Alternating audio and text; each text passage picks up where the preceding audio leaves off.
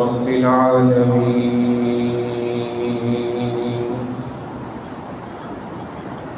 والعاقبة للمتقين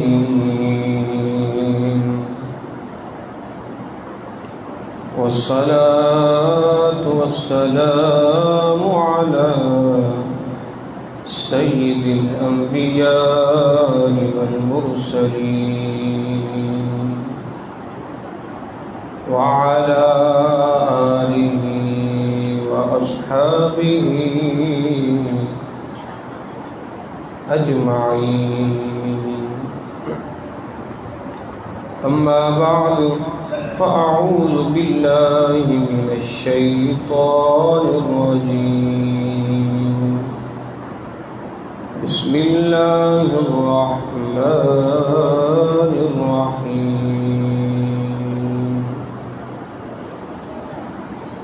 فاعتبروا يا أولي الأبصار. قال الله تبارك وتعالى في مقام آخر: وما أصاب من مصيبة فبما كسبت أيديكم. آمنت بالله صدق الله العظيم وصدق رسوله النبي الكريم الأمين ونحن على ذلك لمن الشاهدين والشاكرين والحمد لله رب العالمين. مولاي صل وسلم دائما أبدا على حبيبك خير الخلق كلهم. يا رب بالمصطفى بلغ مقاصدنا واغفر لنا ما مضى يا واسع الكرم. مولاي صل وسلم دائما أبدا على حبيبك خير الخلق كلهم. بلغ العلا بكماله كشف الدجى بجماله حسنت جميع خصاله. صلوا عليه وآله.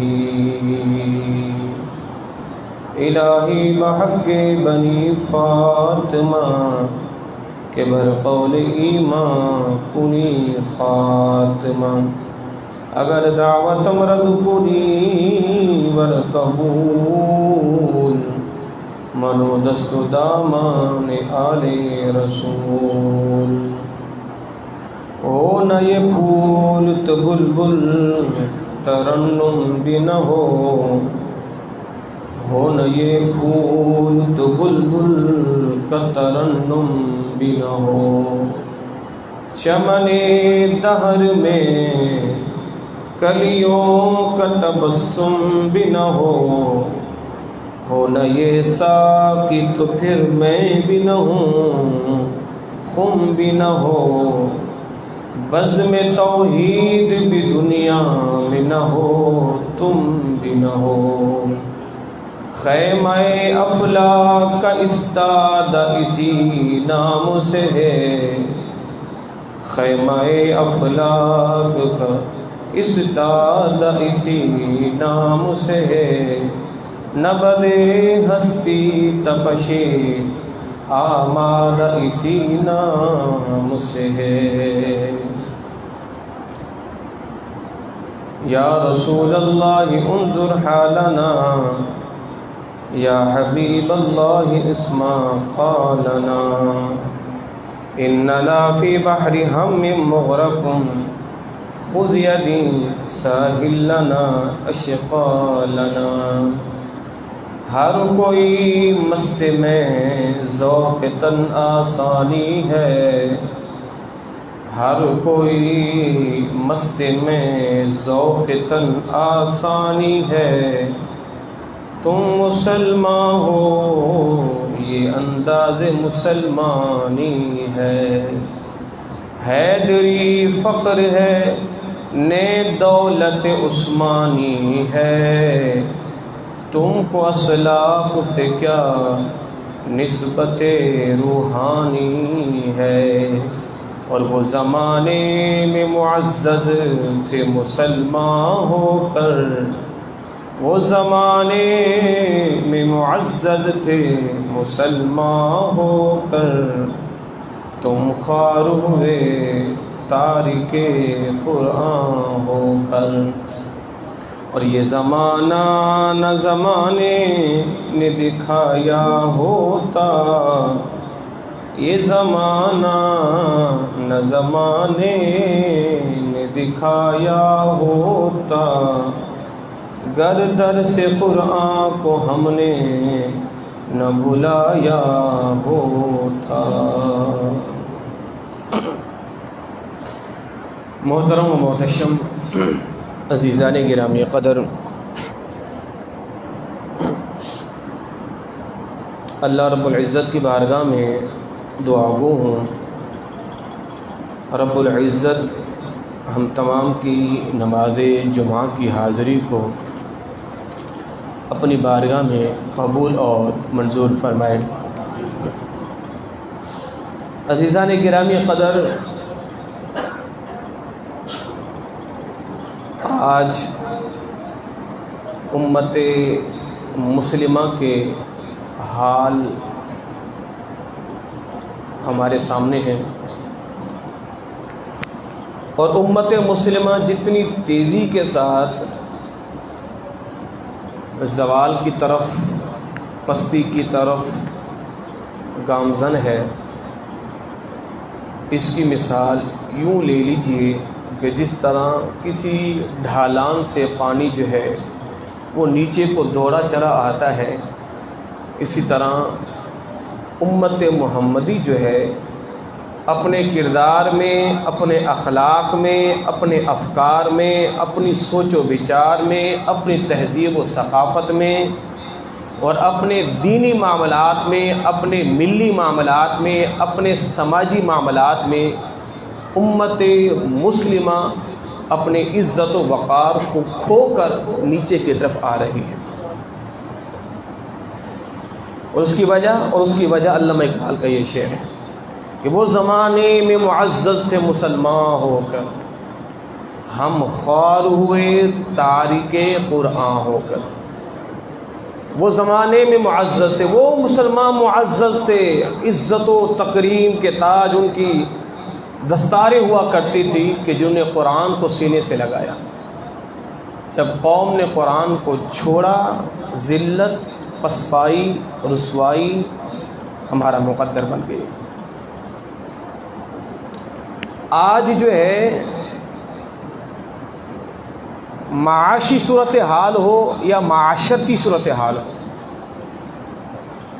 ہر میدان میں پوری روئے زمین پر سب سے زیادہ آپ کو پریشان اس وقت مسلمان دکھائی دیں گے۔ علامہ اقبال نے شکوہ تو کیا تھا نا، مگر جب آپ کا بخار اترا تو پھر آپ نے خود ہی اس کا جواب بھی دیا تھا۔ فرمایا کہ نوع باطل کو دہر سے مٹایا کس نے، تیرے کعبے کو جبینوں سے بسایا کس نے، یہ تو آپ نے شکوہ کیا تھا۔ تو پھر فرمایا کہ وہ تو تھے آباد تمہارے، تم کیا ہو، ہاتھ پہ ہاتھ دھرے منتظر فردا ہو، تو تم کیا ہو۔ تو مسلمانوں کی پستی کے کئی اسباب ہیں، مگر میں سمجھتا ہوں سب سے بڑا سبب جو ہے نا ہماری پستی کا، وہ قرآن کے نظام کو، قرآن کے نفاذ کو لاگو کرنے میں ہم پیچھے آئے ہیں، ذلت اور رسوائی ہمارا مقدر بنی۔ آپ اس وقت 56-57 اسلامی ممالک ہیں، آپ جس ملک کو بھی دیکھ لینا، حقیقی معنی میں کس ملک کے اندر اگر اسلام کا نظام ہے مجھے دکھا دیں آپ، کہ جس کی مثال دیجئے جناب کہ یہ جو ملک ہے یہ 100% اسلامی ملک ہے، یہاں مکمل نظام قرآنی نظام ہے۔ 56-57 اسلامی ممالک میں آپ کو ایک ملک بھی ایسا نظر نہیں آئے گا بشمول پاکستان کے۔ مگر میں اتنا کہوں گا دیگر ممالک کی بنسبت اسلام کی کچھ خوشبو اس میں کچھ نہ کچھ باقی ہے، کچھ نہ کچھ اس میں باقی ہے۔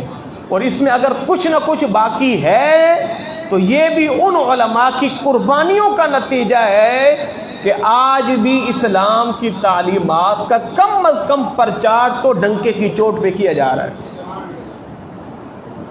عمل نہیں ہے، نفاذ نہیں ہے، مگر پرچار کم از کم کیا جا رہا ہے۔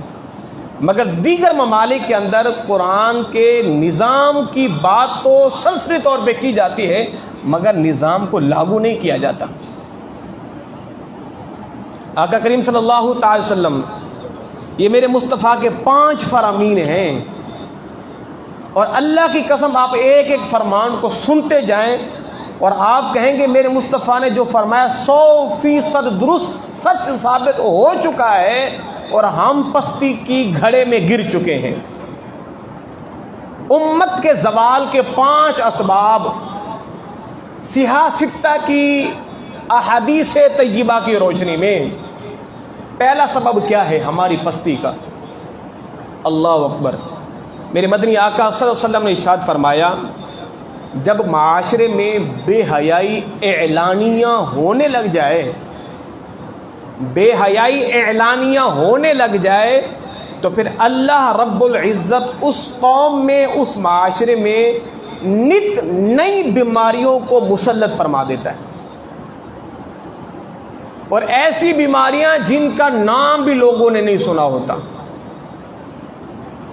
جس معاشرے میں بے حیائی عروج پر ہو، اللہ اس قوم میں نت نئی بیماریاں، طاعون جیسا مرض اور اس سے بھی ڈینجر مرض جو ہے اللہ اس قوم میں جاری کر دیتا ہے، جس قوم میں بے حیائی اعلانیہ طور پر ہونا شروع ہو جاتی ہے۔ تو آپ بتائیں آج اس معاشرے میں اندر نت نئی بیماریاں نہیں ہیں کیا؟ اسی کی واضح مثال یہ کرونا ہے، اور کئی ایسی بیماریاں ہیں سمجھ نہیں آتی یہ مرض ہے کیا، بھلا اس کا علاج کیا ہے؟ وجہ کیا ہے؟ جب قوم نے اعلانیہ طور پر بے حیائی کرنا شروع کر دی، اللہ نے یہ عذاب مسلط کر دیا۔ تو کیا آج ہمارے معاشرے کے اندر بے حیائی جو ہے اعلانیہ طور پر نہیں ہے؟ بالکل ہے۔ آپ یہاں سے سر بازار نکلیں، سڑکوں پہ نکلیں، چرنگیوں پہ بڑے بڑے جو ہے جناب علی وہ پینافلیکس، پمفلیٹ اور جو ہے وہ سڑکوں کے اوپر، بلڈنگوں کے اوپر نازیبا تصاویر اویزہ کی گئی، نازیبا تصاویر اویزہ کی گئی ہیں، چلتے پھرتے لوگ دیکھتے رہے۔ آپ اپنے ٹی وی کو کھول لیجئے، اپنے گھر کا معاشرہ دیکھ لیجئے، آپ بازاروں کو دیکھ لیجئے، یہ ڈرامے، یہ فلمیں، ان کے اندر بے حیائی کس قدر تیزی کے ساتھ پھیلتی جا رہی ہے۔ اب تو پاکستانی عورتیں بھی وہ لباس پہنتی ہیں جو ہندو عورتیں لباس پہنتی ہیں، پتہ نہیں چلتا کہ یہ وہاں سے آئی ہے یا پھر یہ ہے وہیں کی رہنے والی۔ اور آج بے حیائی کو اتنا فروغ دے دیا گیا، اتنا فروغ دے دیا گیا ہے، آج کوئی اس بے حیائی کے خلاف آواز اٹھائے تو نہ جانے یہ کس دور کا رہنے والا ہے۔ یہ کلچر ہے، یہ ثقافت ہے، یہ فیشن ہے، اس کو آپ پہنے۔ یہود نے جیسے جیسے عمل کیا، مسلمانوں نے ویسے ویسے عمل کیا۔ انگریزوں نے یہ پینٹیں پہننا شروع کر دی جس کے اندر جسم جھلکتا ہے، مسلمانوں نے پہننا شروع کر دیا۔ اب تو اللہ کی پناہ انہوں نے پینٹیں پھاڑنا بھی شروع کر دی ہیں، گھٹنے دکھانا بھی شروع کر دیے ہیں، مسلمانوں نے وہ بھی کرنا شروع کر دیا ہے۔ اب ایک رہ گیا ہے مکمل لباس اتارنا، اور وہ کوئی بعید نہیں ہے، مسلمان وہ بھی اتار دیں گے۔ تو فرمایا کہ جب بے حیائی اعلانیہ ہوگی تو نت نئی بیماری اللہ مسلط فرما دے گا۔ یہ پہلا سبب ہے اس امت کے زوال کا۔ یہ صرف پاکستان میں نہیں، ہر اسلامی ملک کے اندر ہے، چاہے وہ سعودی عرب ہی کیوں نہ ہو، وہاں پر بھی ہے۔ مگر وہاں کیا ہے؟ وہاں ہو تو رہا ہے سب کچھ، مگر کیا ہے وہ در پردہ ہو رہا ہے۔ اور دوسری کیا ہے، میرے مصطفیٰ نے فرمایا جو قوم ناپ تول میں کمی کرنا شروع کر دے تو اللہ رب العزت اس قوم پر قحط سالی مسلط فرما دیتا ہے۔ اناج پیدا نہیں ہوتا، بارشیں نہیں ہوتی، اگر ہوتی ہیں بے موسم کے ہوتی ہیں۔ اور میرے مصطفیٰ نے فرمایا اللہ اگر بارشیں برساتا ہے تو ان گناہگاروں کے لیے نہیں، جانوروں کے لیے برساتا ہے۔ اگر جانور نہ ہوتے اللہ تو بارشیں بھی نہیں برساتا۔ یہ تو ان کیڑے مکوڑے حشرات الارض کی بارشیں جو ہے برسائی جاتی ہیں، میرے آپ کے لیے تھوڑی برسائی جاتی ہیں۔ فرمایا کہ جب قوم ناپ تول میں کمی کرنا شروع کر دے، اور آپ دیکھتے نہیں ہیں ناپ تول میں، وہ ایک غریب ریڑھی لگانے والا بھی جو ہے نا، جو شام کو 500 روپے کما کے آتا ہے، ڈکیتی وہ بھی کر رہا ہوتا ہے، چوری وہ بھی کر رہا ہوتا ہے۔ اب ایمان سے بتاؤ، جب ایک ریڑھی لگانے والا بھی ایک فروٹ اس میں سے جو ہے وہ چھپا لیتا ہے، گندا ڈال دیتا ہے، وہ بھی حرام کھانے کی کوشش کرتا ہے، تو بھلا بتاؤ آپ کے ہاتھ ریڑھی لگی تھی، آپ نے اس سے کرپشن کرنا شروع کر دی ہے، ان کے ہاتھ میں پورا کا پورا بیت المال لگ گیا ہے، وہ دونوں ہاتھوں سے لوٹ رہے ہیں۔ تو جس کے ہاتھ جو لگا اس نے وہ لوٹا ہے، ان کے ہاتھ میں پورا ملک کا خزانہ لگ گیا، ان نے دونوں ہاتھوں سے لوٹا ہے۔ آپ کے ہاتھ میں یہ ریڑھی لگ گئی، اگلے کا 10 روپے لوٹا، کسی کے 20 روپے لوٹے ہیں۔ تو پھر کس منہ سے کہتے ہو کہ جناب ہمیں پروردگار عمر جیسا حکمران دے؟ تم پہلے ابو ذر غفاری جیسے مسلمان تو بنو۔ تو فرمایا کہ جب ناپ تول میں کمی کی جائے گی تو اللہ رب العزت قحط سالی، آج بھاولپور کے اندر، چولستان کے اندر جانور پیاس سے مر رہے ہیں، بارشیں نہیں ہو رہی، اور ایسا عجیب ماحول ہے کہ دیکھنے والی کی آنسوں میں آنسوں آ جائیں کہ یہ جانور بے گور جو ہے کھلے میدان میں مرے ہوئے ہیں، تڑپے ہوئے ہیں، ہڈیاں ان کے ظاہر ہو گئی، پانی نہیں ہے۔ انسانوں کے کرتوتوں کی وجہ سے جانور بھی پیاس مر رہے ہیں، ان بیچاروں کا کیا گناہ ہے؟ انسانوں کے کرتوتوں کی وجہ سے، مسلمانوں کے کرتوتوں کی وجہ سے۔ اللہ اکبر، اللہ اکبر۔ اور میرے مصطفیٰ نے فرمایا جب ناپ تول میں کمی ہو تو اللہ قحط سالی مبتلا۔ اور تیسرا سبب کیا ہے؟ فرمایا کہ جب قوم زکوٰۃ ادا نہیں کرتی اللہ رب العزت ان پر جو ہے ظالم حکمرانوں کو مسلط کر دیتا ہے، ظالم حکمرانوں کو مسلط کر دیتا ہے جب قوم زکوٰۃ نہیں دیتی۔ جو قوم ٹیکس نہیں دیتی وہ بھلا زکوٰۃ کیا دے گی؟ جن کے کروڑوں کے، بھائی اسلام کے اندر ٹیکس کا تو تصور ہی نہیں ہے۔ اگر یہ معاشرہ اسلامی بن جائے، زکوٰۃ کے نظام کو لاگو کیا جائے، اللہ کی قسم وہ وقت دور نہیں ہے جب آپ کو پاکستان میں زکوٰۃ لینے والا بھی کوئی نظر نہیں آئے گا۔ جناب عالی، جس کے پاس کروڑ روپے کی پراپرٹی ہے اس کی زکوٰۃ کتنی ہے؟ 2.5 لاکھ ہے نا۔ جس کے پاس کروڑ روپیہ ہے اس کی زکوٰۃ 2.5 لاکھ روپیہ ہے۔ اب وہ بندہ زکوٰۃ نہیں دے رہا، 1 کروڑ کا چند ہزار جو ٹیکس دے کے اس نے جان چھڑا لی ہے۔ بھلا بتاؤ یہ ٹیکس کا نظام اسلامی ہے کیا؟ اگر 1 کروڑ والا 2.5 لاکھ زکوٰۃ بیت المال میں جمع کرائے حکومت کے، پھر ایمان سے بتاؤ ملک میں غربت رہے گی؟ جو اربوں روپے کی پراپرٹیاں لے کے بیٹھے ہوئے ہیں اور ہر سال زکوٰۃ نکالیں، والذین فی اموالہم حق معلوم، یہ مال تمہارے باپ کا نہیں ہے، للسائل والمحروم، اللہ فرماتا ہے اس مال میں غریب کا بھی حق ہے، نکالو۔ تم کیوں نہیں مال نکالتے؟ جن کی ارب کروڑوں روپے کی پراپرٹی ہیں اور وہ ہر سال اپنے مال کا 2.5% نکالیں، ایمان سے بتاؤ کہ پاکستان کو قرضہ لینے کی ضرورت پڑے گی؟ کہ کوئی غریب غربت کی وجہ سے خودکشی کرے گا؟ یہ ایک چھوٹی سی مثال ہے۔ اگر یہ معاشرہ اسلامی بن جائے، زکوٰۃ کی ادائیگی ہوگی۔ جناب صدیق اکبر کے زمانے میں زکوٰۃ کے مرتد پیدا ہو گئے، کہا اے صدیق ہم زکوٰۃ نہیں دیں گے۔ بعضوں نے یہاں تک لکھا ہے، انہوں نے کہا زکوٰۃ تو دیں گے مگر آپ کو نہیں دیں گے، بیت المال میں جمع نہیں کریں گے، ہماری مرضی ہم جس کو بھی دیں۔ صدیق اکبر نے کیا فرمایا؟ فرمایا اگر تم زکوٰۃ میں اونٹ اللہ کے نبی کی بارگاہ میں لاتے تھے اور اونٹ کا گھٹنا باندھنے کے لیے تم رسی بھی لاتے تھے، اگر تم نے اونٹ دیا اور رسی نہ دی، صدیق تم سے جہاد کرے گا۔ تم نے اونٹ دیا اور رسی نہ دی اونٹ کو باندھے, وہ جو اونٹ کے گھٹنے میں جو ہے وہ رسی باندھی جاتی ہے, اگر تم نے رسی نہ دی صدیق تم سے جہاد کرے گا. تم نے رسی کیوں نہیں دیے جو حضور کے زمانے میں دیتے تھے؟ جناب عمر فرماتے اس دن میں نے صدیق سے بڑا دلیر, بڑا شجاعت مند, بڑا دور اندیش نہیں دیکھا. فرمایا کہ ہم نے کہا صدیق زکوٰۃ نہیں دے رہے تو ہیں تو مسلمان نا, کلمہ تو پڑھتے ہیں, اگر ہم ان کے خلاف جہاد کریں گے, ابھی تازہ تازہ ماحول ہے, کہیں مسلمانوں کو نقصان نہ ہو جائے. صدیق اکبر رضی اللہ تعالیٰ نے کیا فرمایا, اے عمر اللہ کی قسم اگر انہیں وہ رسی بھی نہ دی صدیق جا کے ان سے جہاد کرے گا. زکوٰۃ میں ایک رسی نہیں دی, صدیق جہاد کا کہہ رہے ہیں. یہاں تو پورے کے پورا معاشرہ سب کا سب کچھ ہڑپ کے بیٹھا ہوا ہے. عید الفطر پہ 2 کلو 2.5 کلو کھجور یا 2.5 کلو گندم کے برابر وہ صدقہ فطر نکال دیتا ہے. تو بھلا بتاؤ یہ ملک, یہ قوم کیسے آگے بڑھے گی؟ جس کا لاکھوں روپے کا کاروبار ہے وہ بھی عید کے دن آ کے 100 روپے کی صدقہ فطر کی پرچی کٹوا رہا ہے. وہ جو تم نے قارون کا خزانہ جمع کیا ہوا اس کی زکوٰۃ ادا نہیں کرو گے؟ اور یہ قارون کون تھا؟ جناب موسیٰ علیہ نبی علیہ السلام کا چچا زاد بھائی تھا.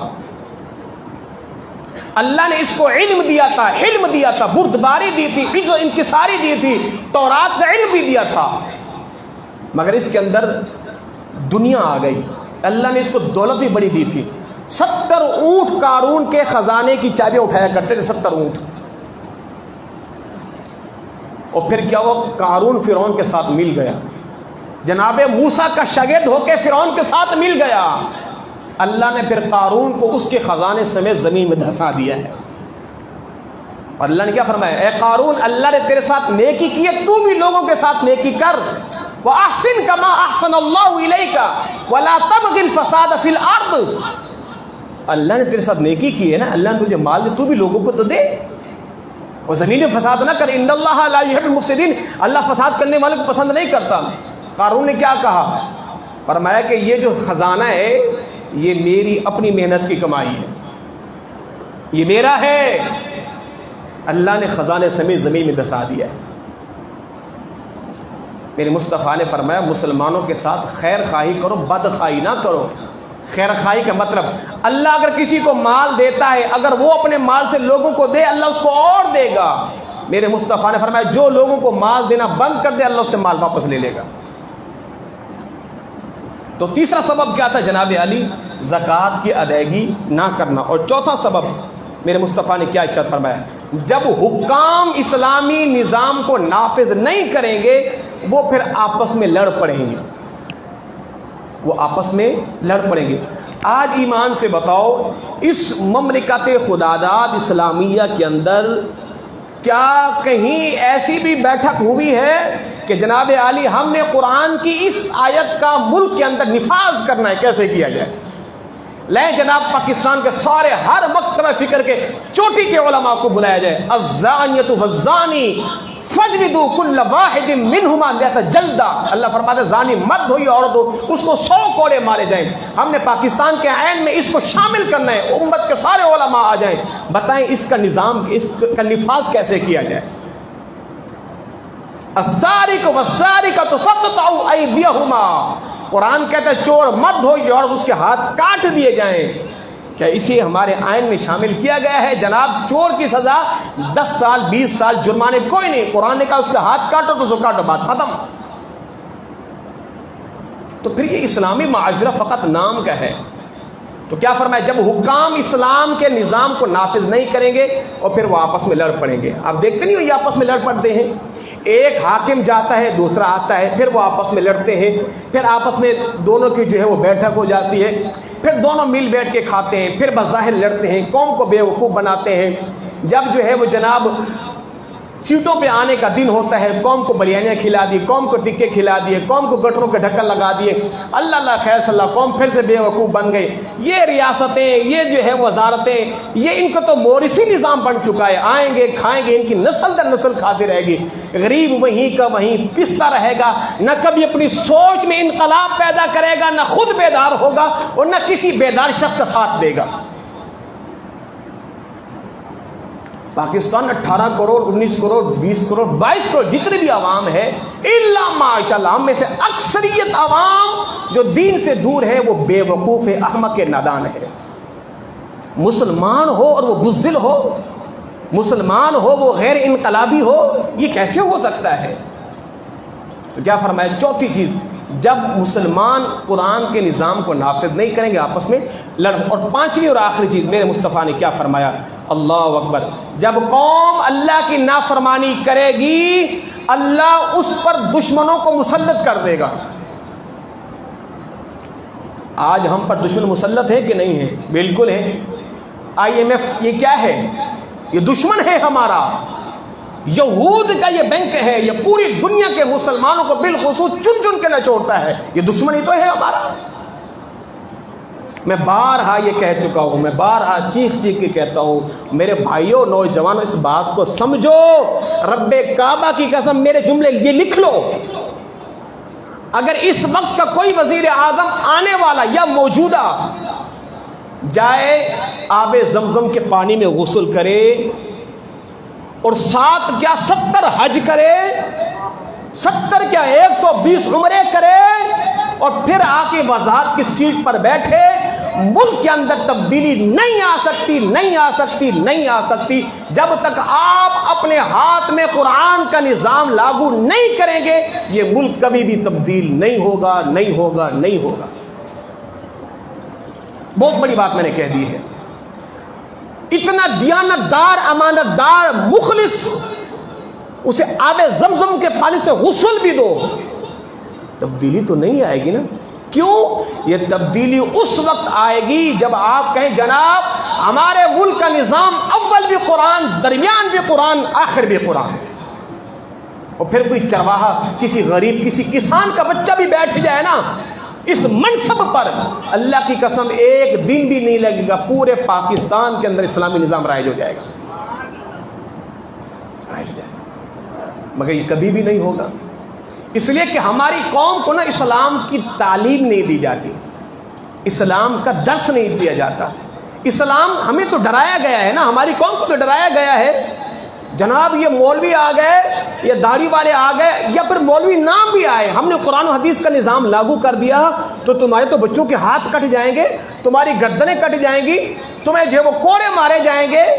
خدا کے بندے، ایک بندے کو کوڑا لگے گا پوری پاکستانی قوم انسان کی بچی بن جائے گی، ایک بندے کے ہاتھ کاٹے جائیں گے پوری قوم سیدھی کھڑی ہو جائے گی، ایک کو سنسار کیا جائے گا، زنا کا خاتمہ ہو جائے گا۔ کیا تم ایک بندے کی قربانی دے کے پورے ملک کو سدھارنا نہیں چاہتے؟ آج گلی گلی میں چوریاں ہو رہی ہیں، نوجوان مار رہے ہیں، مر رہے ہیں، حرام کتے کی موت مر رہے ہیں، یہ سارا قصور کس کا ہے؟ یہ قصور ہمارا ہے کہ ہم نے اسلام کو پڑھا ہی نہیں ہے اور کبھی اسلام کے حق میں آواز اٹھائی بھی نہیں ہے۔ ہمیں تو بتایا گیا جناب آپ مسلمان کے گھر پیدا ہوئے، جی سبحان اللہ، آپ تو سیدھے جنت میں جائیں گے، آپ کا ابا حضور بھی جنت میں پہنچ چکا ہے، آپ بھی جنت میں جاؤ گے، پر نماز پڑھنی ہے، ابا مر جائے قرآن خوانی کروانی ہے، اور پھر کبھی ربیع الاول میں میلاد کرا دینا، 11ویں کرا دینا، 12ویں کرا دینا، بس بات ختم، اللہ کا فیصلہ۔ مسجد کے ممبر میں بیٹھے مولوی کو بھی کہا گیا مولوی صاحب نماز کی دعوت دو، لوگوں کو وضو کے مسائل بتاؤ، جی بچوں کے نام رکھو، تعویذ دو، استخارے کرو، اللہ اس کے علاوہ اور کوئی بات نہیں کرنا ورنہ ممبر آپ سے چھین لیا جائے گا۔ یہ کس نے ہماری قوم کے نوجوانوں میں ڈالا؟ یہود نے ڈالا ہے۔ 1857 کے بعد سے لے کر انگریز سمجھ گیا تھا اگر اس قوم کو مردہ کرنا ہے ممبر و محراب پہ بیٹھے مولویوں کو اپنی شکست میں کر لو اور ان پر جو ہے وہ ظلم و جبر کے ایسے پہاڑ توڑو، نہ مولوی کبھی قرآن پڑھ کے بتائے گا، نہ قوم کبھی بیدار ہوگی۔ اور یاد رکھیے گا اللہ قرآن میں کیا اشارہ ہے، ان تتولوا یستبدل قوما غیرکم، اے لوگوں سنو، اگر تم اللہ کے دین کے لیے نہیں نکلو گے، نہیں کھڑے ہوگے، اللہ تمہیں مار کے نئی قوم کو لائے گا جو رب کے دین کی بقا کے لیے کھڑی ہو جائے گی۔ مرضی آپ کی ہے، آپ نے نکلنا ہے دین کے لیے، نہیں نکلنا دیکھ لو آپ، مگر ہمیں ڈرایا گیا ہے، ہمیں ہمارے علماء سے بزن کیا گیا ہے، ہمیں ہماری تعلیم سے بزن کیا گیا ہے، ہمیں جہاد سے بزن کیا گیا ہے۔ اسلام دہشت گرد کا لیبل پوری دنیا کی چوکوں میں بازاروں میں لگا دیا گیا، ہر گاڑی والا دہشت گرد ہے، ہماری ماں بہنوں کو خرید کر کہا گیا ہے لو ان مسلمانوں کے خلاف فتوے دو. جو عورت برقع پہنتی ہے وہ زمانہ جاہلیت کی عورت نظر آتی ہے. داڑھی والا تو معاذ اللہ مجھے ابو جہل نظر آتا ہے, ابو لہب نظر آتا ہے, معاذ اللہ ثم معاذ اللہ. وہ بے وقوف کی بچی جو ملالہ یوسفزئی تھی, آج اسے یورپ کے اندر نوبل انعام دیا گیا. یہ سارا ڈرامہ مسلمانوں کو بے وقوف بنانے کے لیے تو کیا گیا ہے. اگر تمہیں مسلمانوں سے اتنی ہمدردی تھی تو اس قوم کی بیٹی عافیہ صدیقی کو چھڑا کے لاتے نا. اس بیٹی کو چھڑا کے لاتے جو قوم کی عزت ہے. مگر کیا ہے, انگریز نے دیکھا جناب مسلمانوں کو یوں بے وقوف بنے, قوم ساری بے وقوف بن گئی. اچھا نوبل انعام دیا گیا ہے, ساری قوم بے وقوف. اور مسلمانوں نے یہ کب سے سوچ لیا ہے کہ یہود آپ کے دوست ہو سکتے ہیں. یا ایھا الذین آمنوا لا تتخذوا اليہود والنصارى اولیاء بعضهم. اللہ قرآن فرماتا ہے اے ایمان والو یہودی عیسائی تمہارے دوست نہیں ہو سکتے, نہیں ہو سکتے, نہیں ہو سکتے. بس ایمان سے بتاؤ یہ جو بات بیٹھتے ہیں یہ مسلمانوں کا طریقہ ہے. بات کہہ رہا تھا پاکستان کا نظام نہیں بدلے گا اس لیے کہ ہمارے ملک کی کل معیشت سود پر بنی ہوئی ہے. بابا جی نے بیان دیا تھا تو قوم نے بڑی مذاق اڑائی. بابا جی نے فرمایا تھا لوگوں اگر پاکستان کو قرض سے معافی دلوانا چاہتے ہو, پاکستان کے قرض اٹھانا چاہتے ہو, IMF کے بڑے بڑے گنڈوں کو اپنے سامنے بٹھاؤ اور کہو ہم مسلمان ہیں, جو ہو گیا سو ہو گیا, ہم تمہیں تمہاری اصل رقم دیں گے, سود نہیں دیں گے. بات ختم. جو تمہاری اصل رقم ہے وہ لوگ سود نہیں دیں گے, جاؤ جہنم میں جاؤ. مذاق کی بات ایسا ہو سکتا ہے. اس وقت پاکستان پہ جو اثر رقم وہ تو وہی کھڑی ہوئی ہے. سود ہے نا, سود وہ بڑھتا جا رہا ہے, بڑھتا جا رہا ہے, بڑھتا جا رہا ہے, بڑھتا جا رہا ہے. ہماری آنے والی نسلیں بھی لاکھوں روپے کی مقروض پیدا ہو رہی ہے. کیا دے رہے ہیں ہم بدلے میں؟ بدلے میں ہم انہیں اسلام کے تعلیمات کو مسمار کرنے کی گارنٹی دے رہے ہیں. بدلے میں ان کو یہ دے رہے ہیں پاکستان میں 295 کے قانون کو ختم کیا جائے گا, ختم نبوت کے قانون کو ختم کیا جائے گا. تم ہمیں دولت دو, تم ہمیں باز دو, تم ہمیں دنیا کی ریل ٹرین دو, بدلے میں ہم اپنے ایمان کا پورا کریں گے. یہی تو ہو رہا ہے جناب عمر فاروق کے زمانے میں. کیونکہ باقی جذباتی باتیں نہیں ہیں, وہ سب بڑے جذباتی ہو گئے, میں جذباتی ہو گیا. چند لمحوں کے لیے آپ بھی بیٹھ کے سوچو نا یار, یہود ہمارے کب سے مخلص دوست بن چکے ہیں. یہ رسمی باتیں ہیں, کبھی سوچا بھی تو کرو نا, دماغ کی کھڑکی کو کھولو بھی تو صحیح. جناب عمر فاروق کے زمانے میں خیر شادی ہو گئی, مدینے کی جنت پیاس سے بھوک سے بلکنے لگے. جناب عمر فاروق نے ملک شام, کیسر, روم, دنیا کے بڑے بڑے حکمرانوں کو خط نہیں لکھے ہمارے پاس یہ اناج بھیجو, غلہ بھیجو. جناب عمر فاروق نے کیا کیا, روضہ رسول پہ حاضر. اے اللہ کے نبی آپ سالی میں مبتلا ہے, حضور کرم فرمائے نا, بشارت فرمائے نا. جناب فاروق دعا کر کے گھر گئے. میرے مدنی آقا حضور اپنے ایک غلام کے خواب میں آئے, اے میرے غلام جا عمر سے کہہ دے نرمی پیدا کر, انشاءاللہ کل تم مدینے کے سرزمین پہ بارش کو برسا دیکھو گے. جناب عمر مدینے گئے, گھر گئے, ایسی لاجواب بارش برسی, مدینے کا سارا ارد گرد تر و تازہ ہو گیا, سبزہ ہی سبزہ, ہریالی ہی ہریالی آ گئی.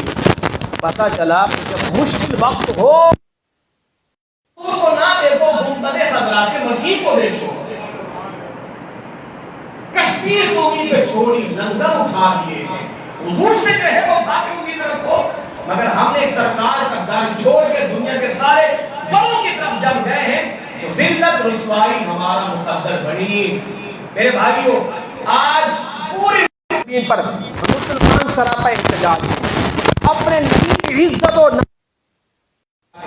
اللہ کی قسم اگر اسلامی ممالک کے حکمران ایک ہو جائیں, ایک پیج پہ بیٹھ جائیں اور کہیں دنیا کے جس کونے میں میرے مصطفیٰ کی شان میں توہین ہوگی, گستاخی ہوگی, 57 اسلامی ممالک اپنے بچوں کو لے کر میدان میں کود پڑیں گے. رب کعبہ کی قسم خالی ایک لفظ بولنے کی دیر ہے, دنیا کی ہوا خشک نہ ہو جائے تو مجھ مولوی کا گربان پکڑ لیں. ہندوستان کے سرزمین پہ وہ خبیث النسل, وہ گائے کا پیشاب پینے والی عورت, وہ گائے میں کھانے والا مرد, وہ عورت میرے مصطفیٰ کی شان میں توہین کرے. اور ہندوستان کے مسلمانوں بالخصوص تمہارے لیے یہ امتحان ہے, تم نے اپنے نبی کی عزت و ناموس کا کیسا دفاع کرنا ہے. مگر پاکستانیوں تمہیں ایک میں خوشخبری دینا چاہتا ہوں, وہ خوشخبری یہ ہے الحمدللہ حضور کی عزت و ناموس پر جب بھی کسی نے حملہ کیا ہے, حضور کی عزت و ناموس پر دفاع کرنے کا اللہ نے اعزاز پاکستان کے سنی غیر مسلمانوں کو دیا ہے. اب عرب کے علماء, عرب کے لوگ کچھ جاگے ہیں. کویت, قطر, عمان وغیرہ کے جنرل اسٹوروں کے اندر بھی بہارت کی مصنوعی اشیاء پر پابندی لگائی گئی ہے. اب ان کے اندر بھی کچھ غیرت آئی ہے, مگر یاد رکھنا ان کی غیرت کو بیدار کرنے والے بھی پاکستانی ہیں. آج وہ جو ہندوستانی میڈیا پہ بیٹھ کے کہنے والے کہ یہ جو بابا رضوی ہے, یہ بڑا کٹر ہے, یہ جو آتنکوادی ہے, کہ یہ کہتا ہے, یہ کہتا ہے. سنو میرے بھائیوں, لبیک یا رسول اللہ کی صدا اس بابا نے لگائی تھی. رب کعبہ کی قسم جو آواز پاکستان سے اٹھی تھی, آج ہندوستان کے مندروں کے سامنے بھی وہ آوازیں بلند کی جا رہی ہے. ہندو اگر اپنے بھگوان کے گھنٹے بھی بجاتے رہے نا تو ان کے مندر کی گھنٹیوں کی آواز بھی پست ہو جائے گی, جتنی آواز مسلمان ہندوستان کے لبیک یا رسول اللہ کے فلک شگاف نعرے لگا کر پورے ہندوستان کو بیدار کر دیا ہے. فلسطین کے بچوں کو دیکھو, وہ بھی لبیک یا رسول اللہ کے صدائیں لگا رہے ہیں. کشمیر کے مسلمانوں کو دیکھو, وہ بھی لبیک یا رسول اللہ کی صدائیں لگا رہے ہیں. وقت دور نہیں ہے, ہمارے حکمران 57 اسلامی ممالک کے حکمران بےغیرتی کی چادر اوڑھ کے بڑے بڑے سوئے رہے, مگر قوم بیدار ہو چکی ہے, امت بیدار ہو چکی ہے. وقت دور نہیں ہے جب اسی طرح مسلمانوں میں جوش بلبلا رہا, پھر کوئی شخص میرے مصطفیٰ کی طرف میلی آنکھ سے دیکھ بھی نہیں سکے گا. ہاں کیوں؟ گستاخ نبی کی ایک سزا.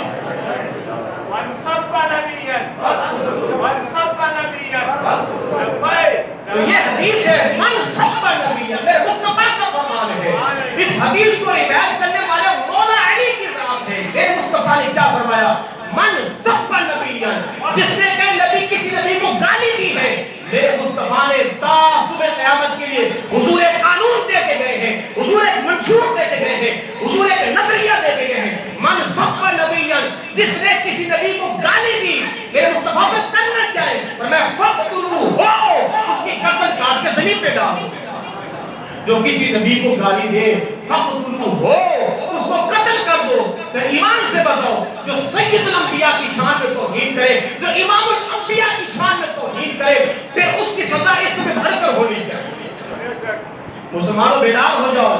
ایک نوجوان نے مجھ سے سوال کیا واٹس ایپ کے اوپر, امام صاحب یہ بتائیں, یہ جو حضور کی عزت و ناموس کا معاملہ ہوتا ہے, تو آپ لوگ کہتے ہیں, ہمارے علماء کہتے ہیں سڑکوں پہ نکلو, احتجاج کرو, ریلیاں نکالو, باہر نکلو. اس کی وجہ کیا ہے؟ کہ یہ ہم پر ضروری ہے؟ اگر ہم نہیں نکلیں گے کیا ہم گناہگار ہوں گے؟ اور یہ ہم پر ضروری کیوں ہے؟ میرے بھائیوں, اس کا جواب 2 لفظوں میں دیتا جاؤں. اس لیے کہ آپ جس کا کھائیں اور اس کا دفاع نہ کریں تو پھر آپ سے بڑا کوئی نمک حرام نہیں ہے. کتا جس دہلیز میں بیٹھے اور مالک کی طرف کوئی آ جائے اور کتا دم ہلاتا رہے اور کتا اس کو بھونکنے پر بھی آمادہ نہ ہو, تو سمجھ جاؤ اس کتے سے بڑا کوئی حرام خور نہیں ہے.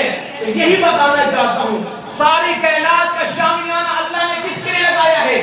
میرے نبی. اللہ میں پکا فرما دے, ہو نہ یہ پھول تو بلبل کا ترنم بھی نہ ہو, چمن دہر میں کلیوں کا تبسم بھی نہ ہو نہ یہ ساقی تو پھر میں بھی نہ ہو, خود بھی نہ ہو, بس میں توحید بھی دنیا میں نہ ہو, تم بھی نہ ہو. خیمہ افلاق کا استادہ اسی نام سے ہے, نولے ہستی تپش آباد اسی نام سے. اس لیے کہ ساری کائنات کو سجایا میرے رب لم یزل نے میرے نبی کی خاطر ہے. میرا پروردگار فرماتا ہے, اے نبی اگر تجھے پیدا نہ کرتا, مجھے اپنی ذات کی قسم میں اپنے رب ہونا بھی ظاہر نہ کرتا. اے پروردگار 1,24,000 پیغمبر تیری شان بیان کرنے کے لیے آئے ہیں. حشر کا میدان بھی تیرے لیے لگے گا, قبر کے اندر بھی تیرے نام پہ چرچا ہوگا, اذان میں تیرے نام پہ چرچا ہوگا, نماز میں تیرے نام پہ چرچا ہوگا, نکاح میں تیرے نام پہ چرچا ہوگا, نماز جنازہ میں تیرے نام پہ چرچا ہوگا. اے نبی سب کچھ جب بنایا آپ کے لیے, وہ پھر بھی آپ کو بھوکے بھلا بتاؤ اس کائنات میں رہتے ہو جو کائنات صدقہ آمنہ کے لال کا ہے, کھاتے بھی میرے نبی کو ہو اور بھوکتے بھی میرے نبی کو ہو. تم جیسے نمک حراموں کو اس کائنات میں زندہ رہنے کا کوئی حق نہیں ہے.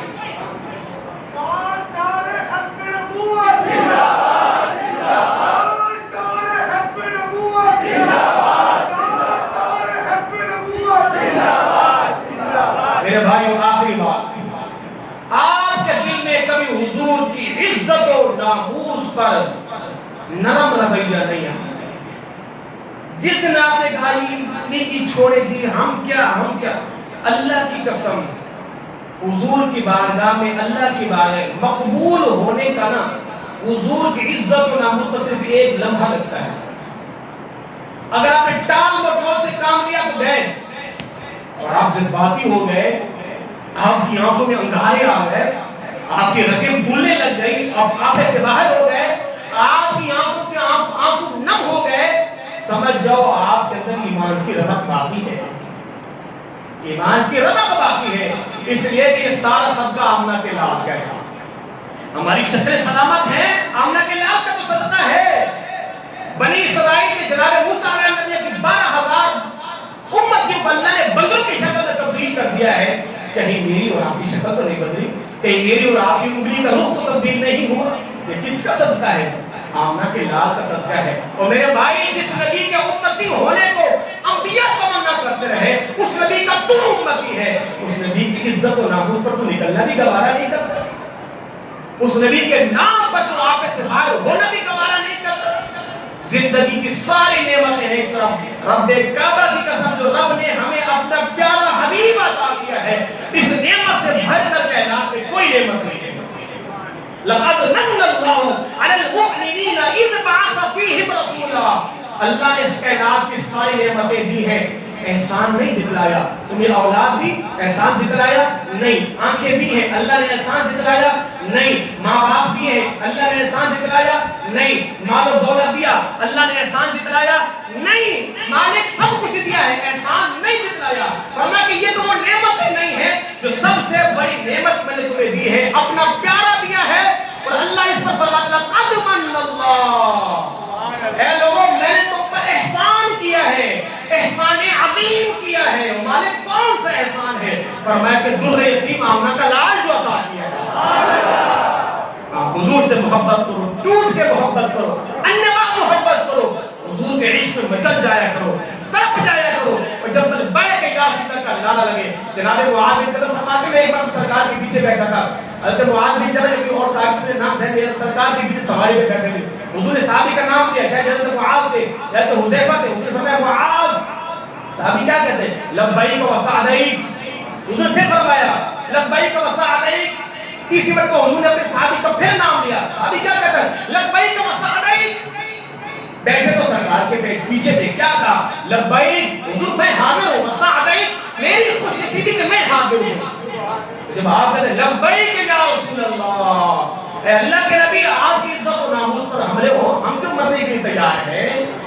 لبیک یا رسول اللہ, حضور میں حاضر, میں حاضر, میں حاضر. ایمان سے بتاؤ, جس نے دنیا میں کہا ہو حضور میں حاضر, میں حاضر, میں حاضر, جب امتی قیامت کے دن پھنسا ہوا ہوگا, پشیمانی کی حالت میں ہوگا, تو پھر میرے مصطفیٰ بھی تو فرما دیں گے, اے امتی ادھر آ جا, میں حاضر, میں حاضر. تو ہمارے لیے مچلتا تھا, تو ہمارے لیے تڑپتا تھا, ہماری عزت اور ناموس میں پہرا دینے کے لیے مچلتا رہتا تھا, بے پانی مچھلی کی طرح تڑپتا رہتا تھا. آج ہم جو ہے آ جا, دامن مصطفیٰ میں چھپ جا, فرشتے ڈھونڈنے بھی آئیں گے, تو رخ مصطفیٰ کو دیکھ کر واپس چلے جائیں گے. ڈھونڈا ہی کریں گے صدر قیامت کے سپاہی, وہ کس کو ملے؟ دامن میں جو تیرے چھپا ہو. وہ کس کو ملے؟ دامن میں جو تیرے چھپا ہو. اللہ میرا اور آپ کا خاتمہ بالخیر.